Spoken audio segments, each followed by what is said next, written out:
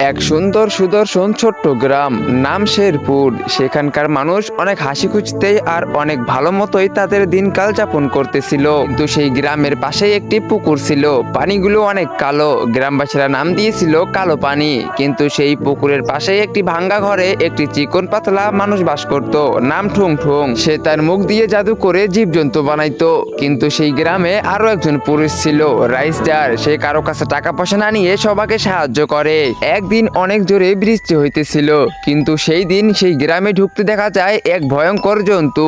তার গা পুরো বরফে ঢাকা আর দেখতে অনেক ভয়ঙ্কর। সে একটি রুমে চলে যায় আর একটি লোকের কাছে গিয়ে হাত দুইটা উপরে ভাসিয়ে জাদু করতে শুরু করে। তখন সেই পুরো ঘরে পানি দিয়ে ভরে যায় আর লোকটির শ্বাস বন্ধ হয়ে সেইখানেই মারা যায়। এটা দেখে সেই ভয়ঙ্কর প্রাণীটি অনেক বেশি মজা পেতে শুরু করে। তখন গ্রামের আরেকটি ঘরে চলে যায়, ওইখানেও ওইভাবেই আরেকটি লোককে মেরে ফেলে। পরের দিন সকালবেলা গ্রামে হইচই পড়ে যায় আর সেই পুকুরের কালা পানির উপরে ভাসতে দেখা যায় গ্রামের কিছু মানুষের লাশ। এইটা দেখে গ্রামবাসীরা বুঝতেছিল না যে এই কাজটা কার হতে পারে। তখনই রাস্টার বলে, আমি জানি এটা কে করছে, ঠুং ঠুং। আর এই দিকে ঠুং ঠুং গ্রাম থেকে পালিয়ে যাইতেছিল।